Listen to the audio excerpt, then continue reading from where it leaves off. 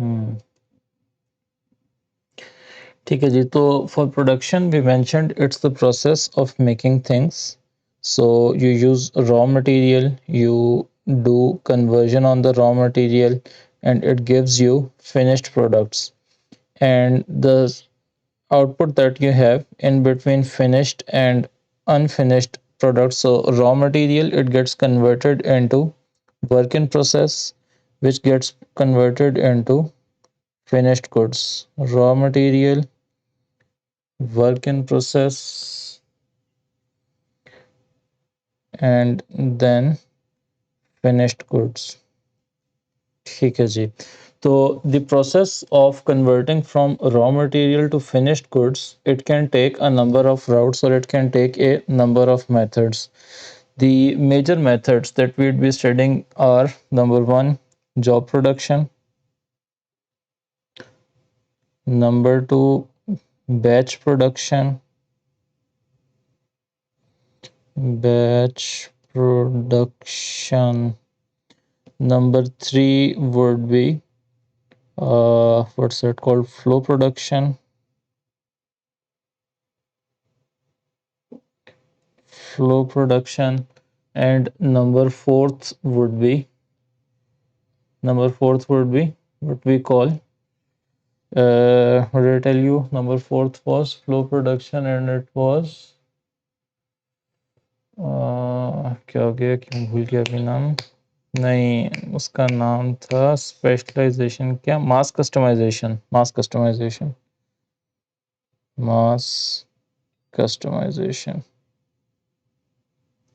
ठीक है जी। तो what's the difference between all these methods? In the first method, you make one item at a time. Make one item at a time. Achha. Then for batch production, so you make group of items together,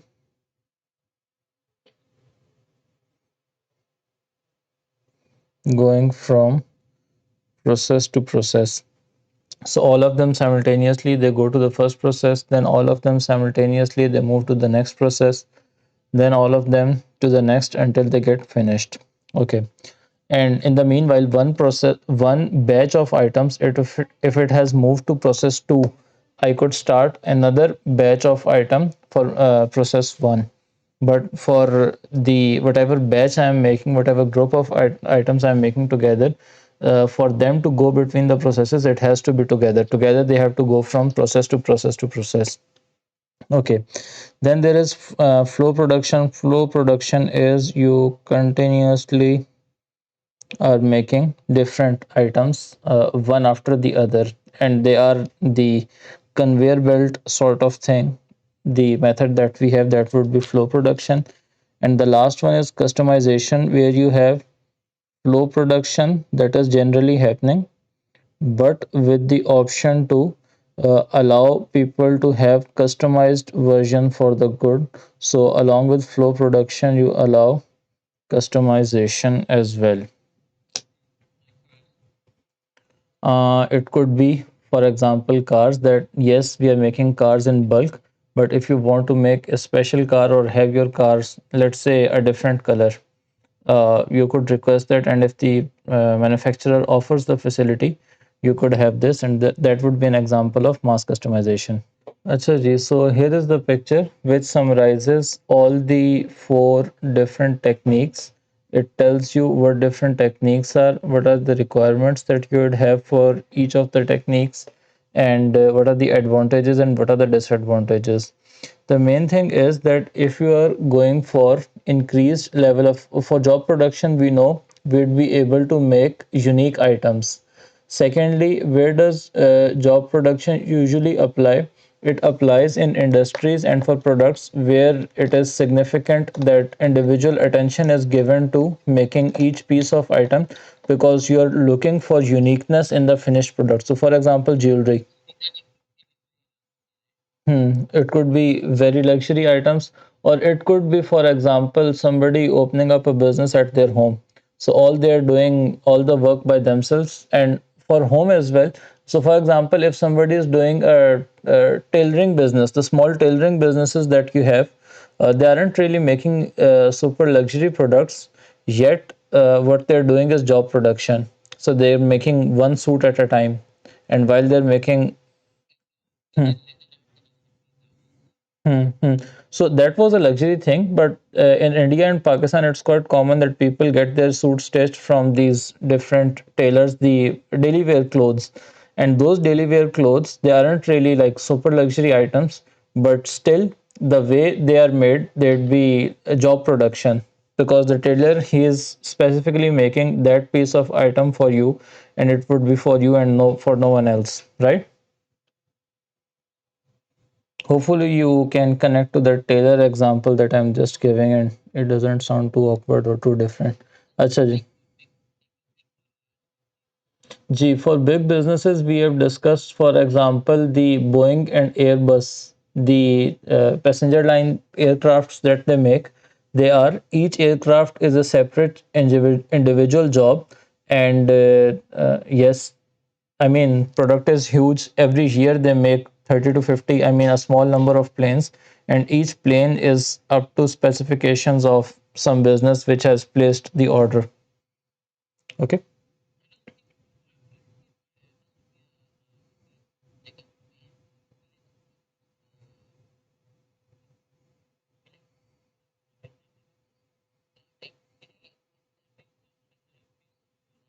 Hmm.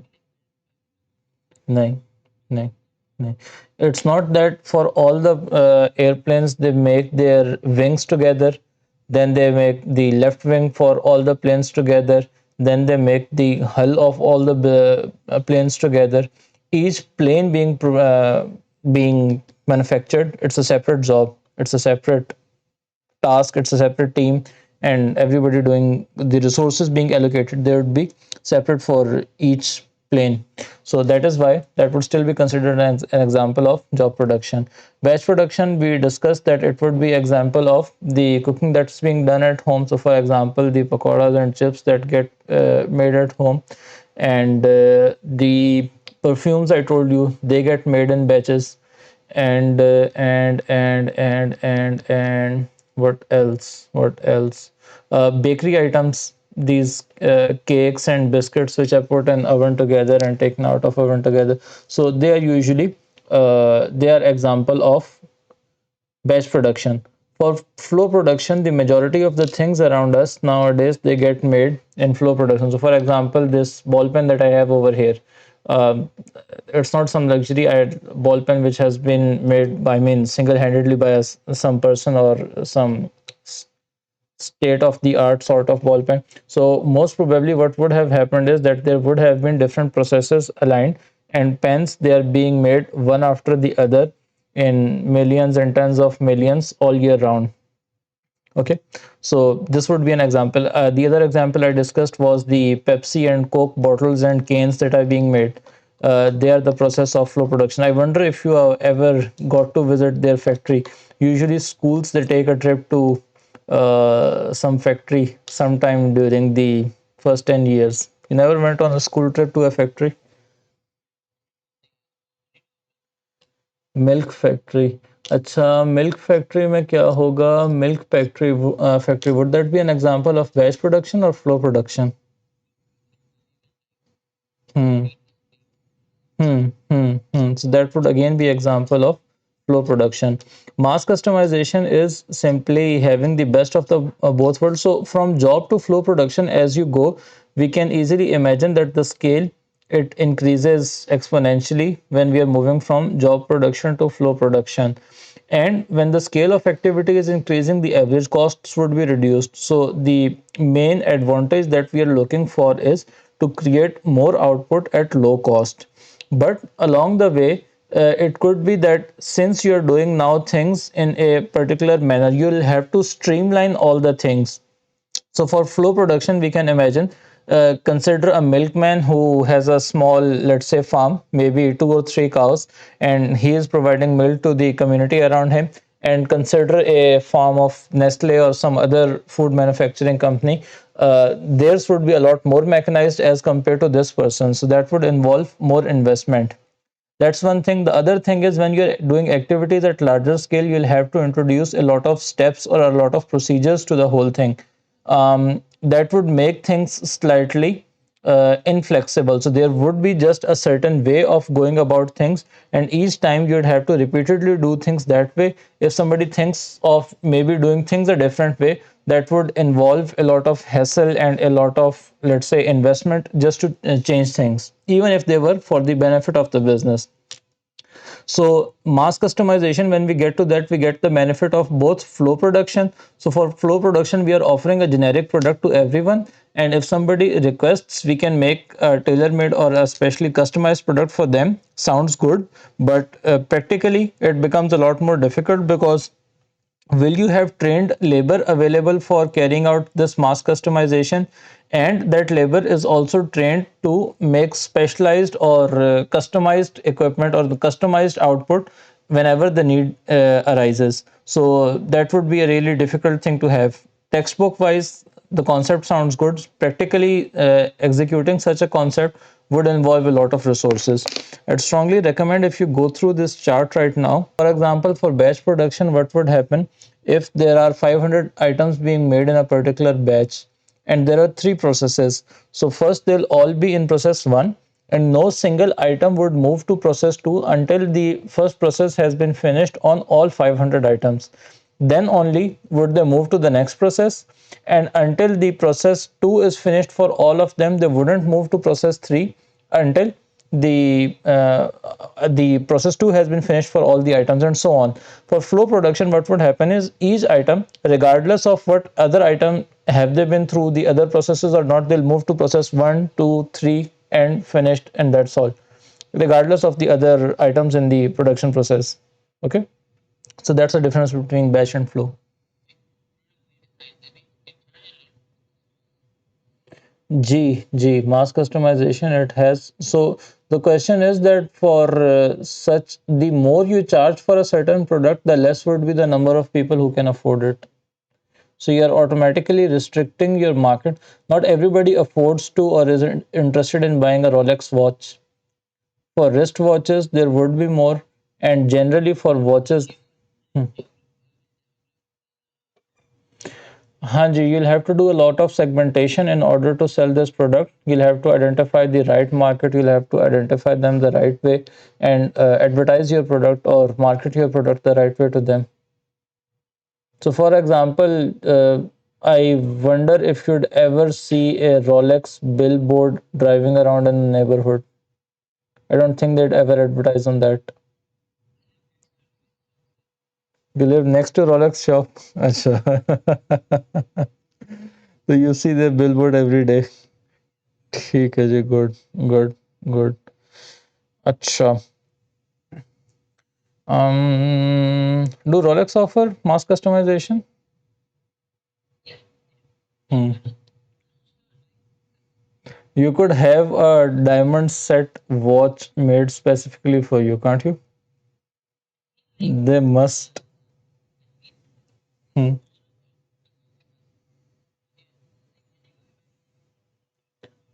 Huh.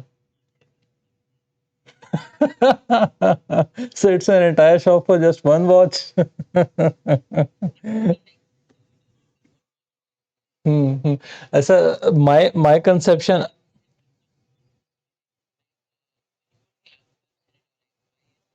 Hmm. Hmm. That would be an example of mass customization. True, true. ठीक है जी. अच्छा, so for the production process, we mentioned that we'd be needing different resources to produce things, but largely a business, it would be depending on two factors for production. The factors of production that a business majorly use are capital and labor. Capital being the machinery which helps us generate output or earn revenues, and labor being the people which a business involves in the production process. Acha, if the business relies more on machinery as compared to the labor or the laborers or people that are involved in the production process, then such production methods, they are called capital intensive. Okay, and capital intensive production, because you're relying more on machines. And if you're relying more on people to make the goods, then it would be labor intensive process. Okay. Acha ji, to give you some examples, teaching is largely a labor intensive business. The hospital industry, a mix of both, but still largely labor intensive. Whereas the Apple example that you just gave, they are, hmm? Sorry, bank would also be labor intensive. Bank would also be labor intensive. These, the oil industry, most of it, it's capital intensive. The oil extraction and oil refining and making products out of crude oil, that is a capital intensive business. All the manufacturing industry that we have, it is largely capital intensive. The cotton picking, I wonder if they've got machines for that. Farming is largely capital intensive, sorry, labor intensive. In the again, in the less developed countries, farming would be labor intensive. In more developed countries, it would be relatively more capital intensive. So capital intensive again is where you're using more machine, and labor intensive is where you're using more people. So the resource that you're using, next you'll have to measure how much output it is generating for you on average. So we have this concept of productivity. So productivity measures how much output has been generated per unit of input. So if you are calculating labor's productivity, you would calculate it by total output divided by average number of people employed.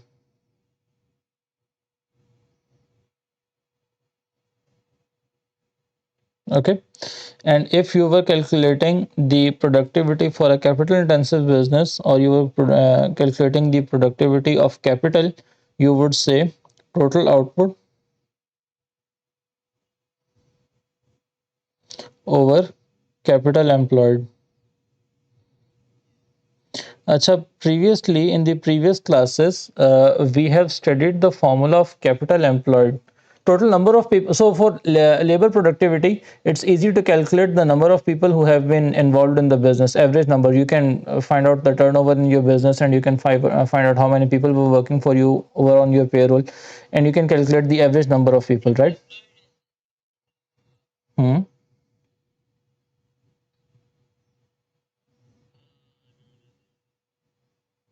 Yeah, do mind.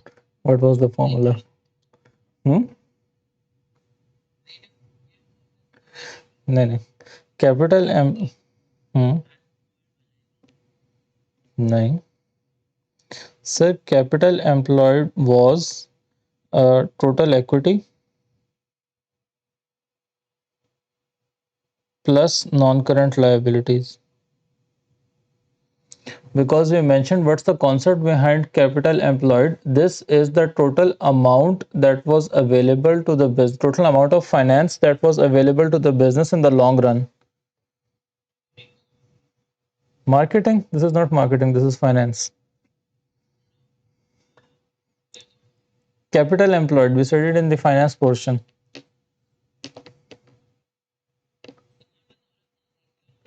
G. True. True. Again, to give you a quick recap, we said if you look at the statement of financial position of a business, there would be non-current assets, assets which will not turn into cash within 1 year, and there would be current assets, assets which would turn into cash within 1 year. Adding these two, you get total assets, right? And on the other side of the statement of financial position, you would have equity, which would include the capital and reinvested profits in the business, all the accumulated profits. And then you have liabilities, some portion would be non-current and some portion would be current. Non-current liabilities being the ones that you'll have to settle after 1 year, and current liabilities being those that you'll have to settle within 1 year. Remember?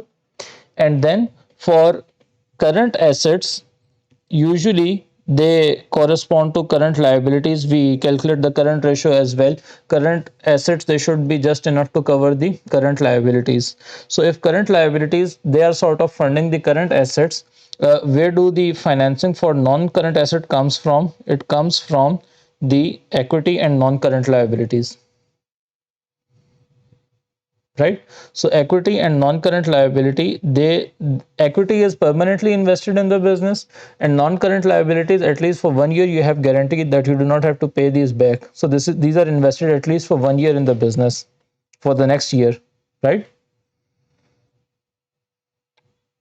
So this is what you would buy your machineries from, this equity plus non-current liabilities, which would be capital employed. Capital employed. And your output, you would divide over this value of capital employed to see that per rupee of this, or per dollar or per dirham of this long term investment that you had, how much output were you able to generate. Understood? Not understood? Hmm. So we begin by saying that production, it is either labor intensive or capital intensive. ठीक है. The next thing we mentioned is that while we are using the resources, we have to measure how useful is the resource, or how efficiently is it producing the output for us. So productivity is simply measure of efficiency of the resource being used for production. ठीक है. So productivity measures efficiency of resource, right?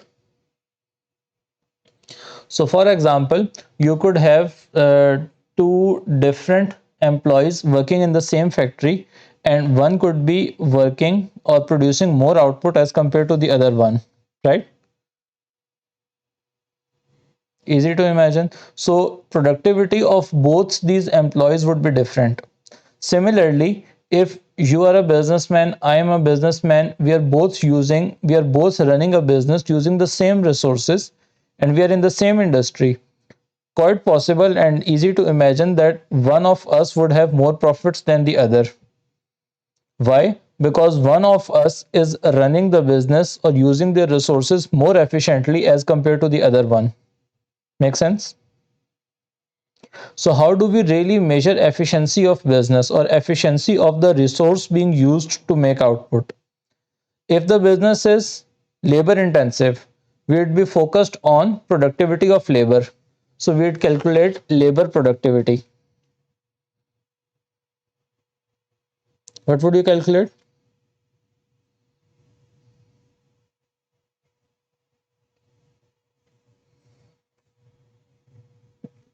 Labor productivity. Productivity. How productive is your labor? Understood? And how would you calculate labor productivity? You would take total output and you would divide it over number of employees that you have. Now understood? Labor turnover is how many employees they're leaving an organization within 1 year.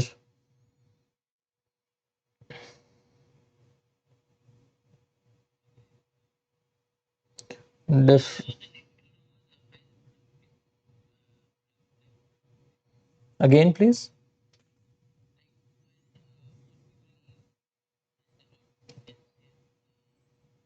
So if you're producing more output with fewer employees, then you're more productive. ठीक है. I wouldn't really equate with the turnover over here. I would instead say G. I would instead say productivity is the term that I'd use. अच्छा. अच्छा, we have got equity. अच्छा, this didn't move around. इसको भी move कर देते हैं. ये कहाँ आएगा? पता नहीं कहाँ था. अच्छा, यहीं था. Sorry, just a second, please. Equity plus non-current liabilities. ये नॉन करंट लाइबिलिटीज आ गई, और ये एल किसके साथ था? This L got dropped out from somewhere. I don't remember now. अच्छा, ठीक है.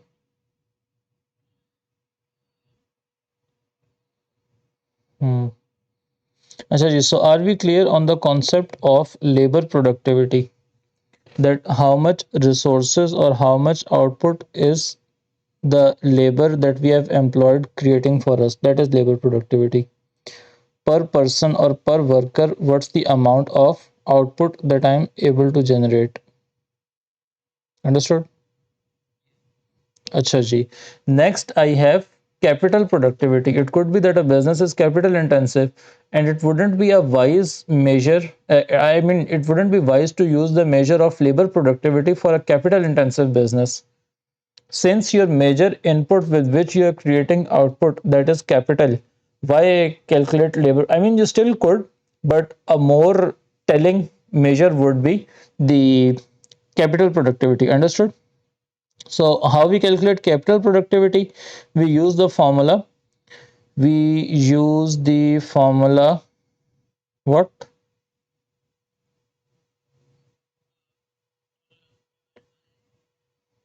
Total output divided by capital employed. Okay. Total output divided by capital employed. And capital employed we have just discussed how we calculate. So this is called labor productivity. This would be in a way to say capital productivity. Take it capital productivity. Have you noted down the formula for these two? ठीक है जी, good. अच्छा, any questions now from this topic of capital and labor productivity?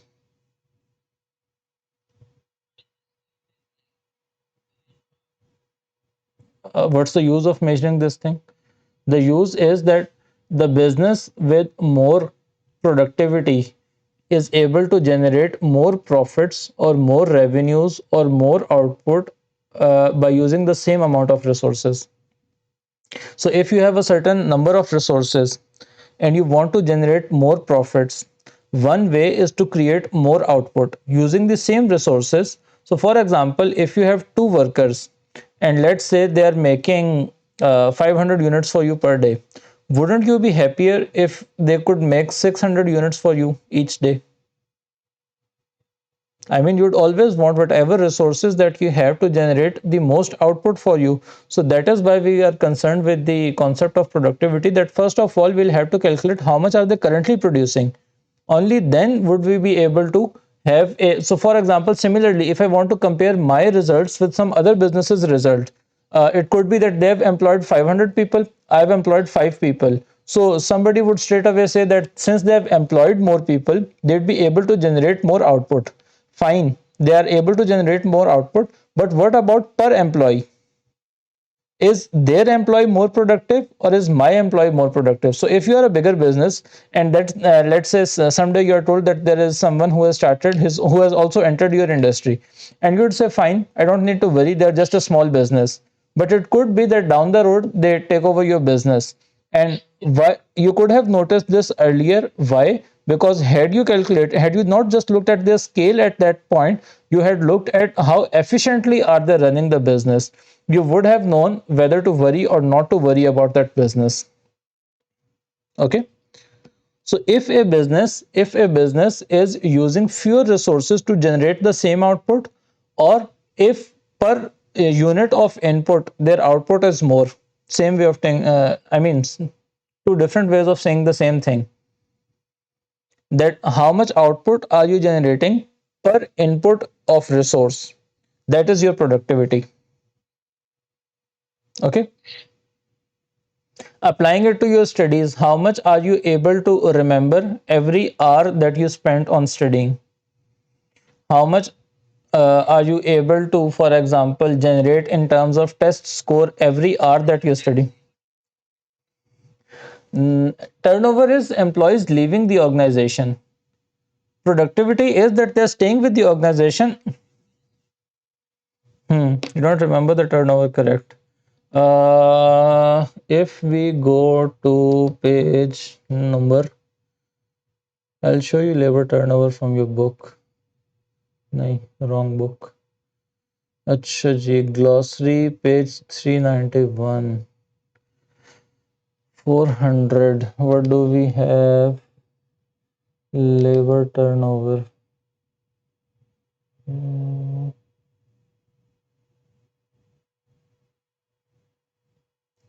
Do they mention over here labor productivity? Labor intensive business? No, not here. Acha, I go down to index.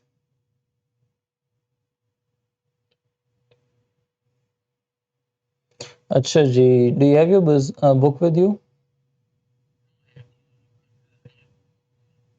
Wow, cool sir. अच्छा जी, ST turnover, turnover, turnover, turnover. Oh, strange. Chal, and let me see from the. No, I couldn't find it. Let me just look at the chapters. Maybe I'd be able to see it better that way.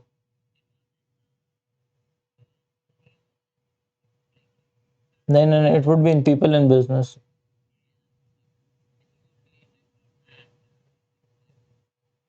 Hmm.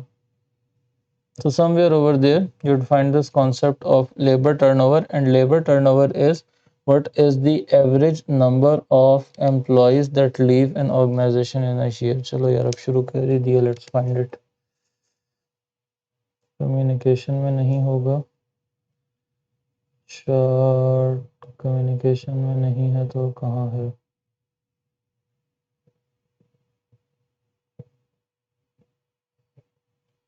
रिडिप्लॉयमेंट नहीं, recruitment time, job share, recruitment, CV, induction, appraisal, internal, external, shortlisting. Wow, they just tell you how to hire people, not how people leave the organization. Good book. So you just keep on hiring and nobody ever leaves. Reduce legal controls, training on the job. It wouldn't be in the chapter of training. Motivation in workplace. How come? How come? How could it be?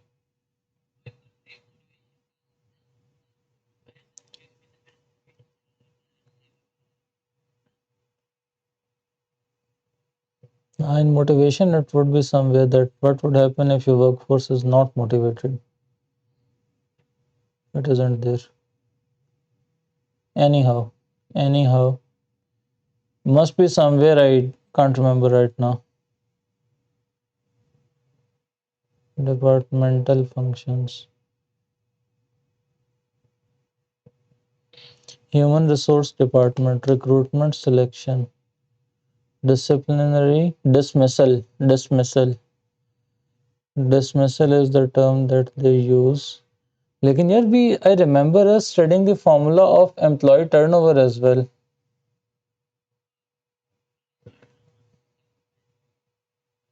अच्छा, चलें, let me tell you right now, for employee turnover, even though not connected to this, but employee turnover is employee turnover, you better note it down, is equal to uh, number of people leaving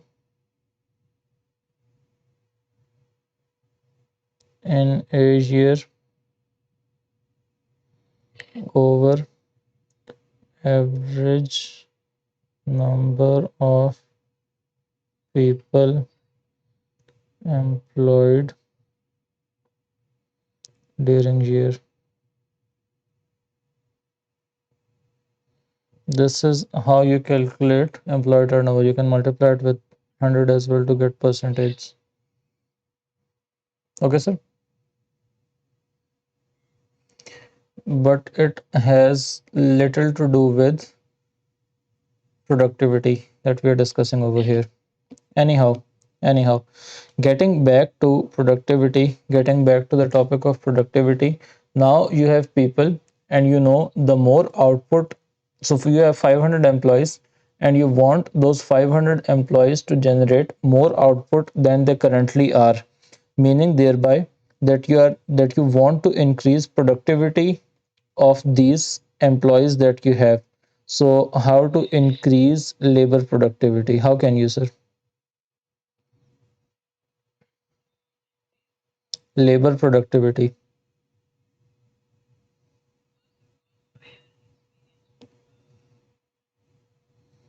So you have what you have, and using these workers, you want to generate more output.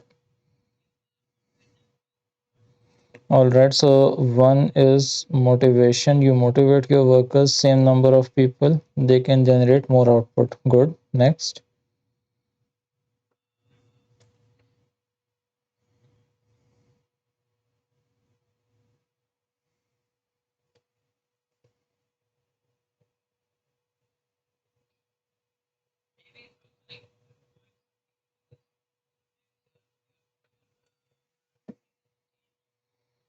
ठीक है जी. Letting go of unproductive workers. What else?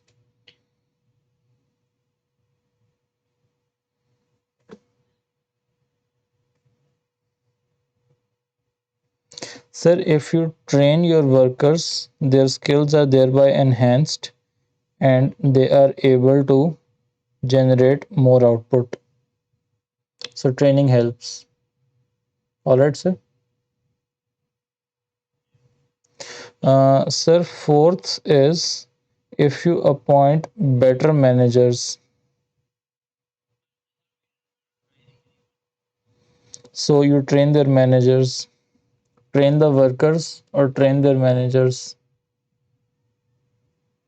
or you reassign the managers, or you tell the managers, you reprimand the managers, and you tell them to manage better.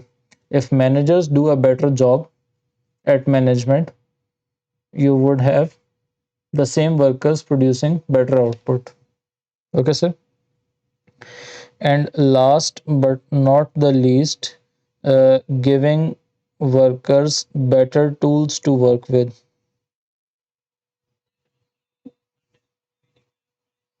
Now, motivating would be that employees, they are internally G, better tools or better workspace.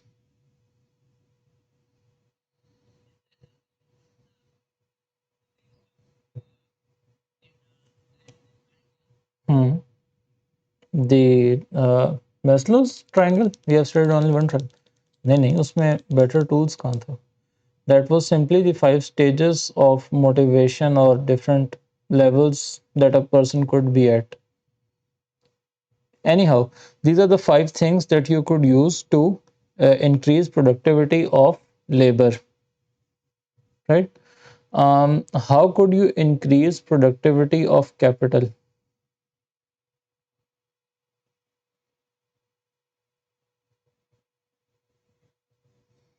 How to increase capital product? Sorry. Hmm, ठीक है जी. One could be uh, produce more so that you achieve economies of scale. ठीक है जी. एक हमारे पास आ गया economies of scale. What else? In fact, we are trying to get to economies of scale. लेकिन चले. ठीक है. What else?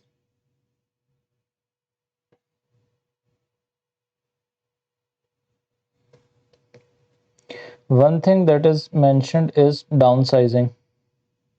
So the same way you have let go of unproductive workers, you close less profitable divisions. Okay. Another could be relocation. If you relocate to a location where workers they are better, where rents are lower, where transportation costs are more manageable. So a relocation it can help improve the capital productivity. All right, sir. Similarly, outsourcing. So outsourcing what is not your core function, outsourcing the ancillary services, the little tasks that are not your core product. So for example, these Boeing, and even take example of these car manufacturers, Toyota. Do you think that every nut and bolt that goes into making the car, Toyota produces it themselves? No, hardly they produce any. Even some major components they get produced by producers other than Toyota. Largely what they do is simply the task of assembling them, assembling these components together, or knowing what sort of item to get produced from others. Okay, so outsourcing functions which are not your core business, thereby you can improve your productivity. Acha ji. And last would be lean production. Acha ji, what is lean production? Lean production is the methodology whereby you say that there are six types of wastages that occur in any production process, and if you eliminate those wastages, your business it would become more productive. So it identifies six different types of wastages that a business can incur, and if you overcome these wastages your business would become more profitable. We have got a whole chapter on lean production, so more on lean production in the next chapter. Okay, right now the last thing to wrap this topic up, why would a business, I mean this is the first thing that we should have discussed, or maybe we partly did, why productivity is of a concern to business. I mean, why should a business be concerned with the productivity?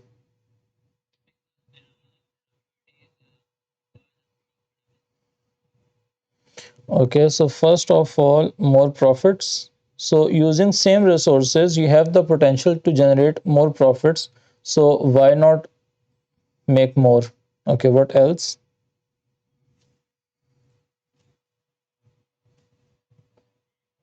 What else? Sir, if you improve the productivity, you are better able to capture more market or deliver to more customers or to deliver better products to more customers. So there is a customers angle to it, that you can satisfy more customers, or the same customers that are being currently served by you, they can be served in a better manner if your business is more productive. All right, sir. Similarly, with respect to competition, the business will become more competitive, that it is doing better than other businesses, using, I mean, ratio wise, per input that this particular business A inputs into manufacturing the things or into the business activity, as compared to the other business, the first business it would be able to earn more. The business it becomes more competitive, then they can save on these resources. If they're producing more output using the same amount or less amount of resources, the resources that they thus save, they can employ in other industries or in other processes or in other places in order to earn more profits. So as compared to other businesses, it gives them a competitive edge. All right, sir. Acha ji. Financial impact, and sir, for workforce as well, it has a positive impact. Consider a person who is not able to generate a lot of output versus a person who is able to generate more output. It helps them with their personal image. The workforce which is involved in producing more output, or which is involved in doing great projects, they are satisfied with themselves and they have a positive image of themselves and their environment, and it just feeds into more motivation and better productivity. So it's sort of a positive loop which is started if your productivity at once increases. Make sense? Doesn't? Chale. We'll keep it till here, but I'll ask you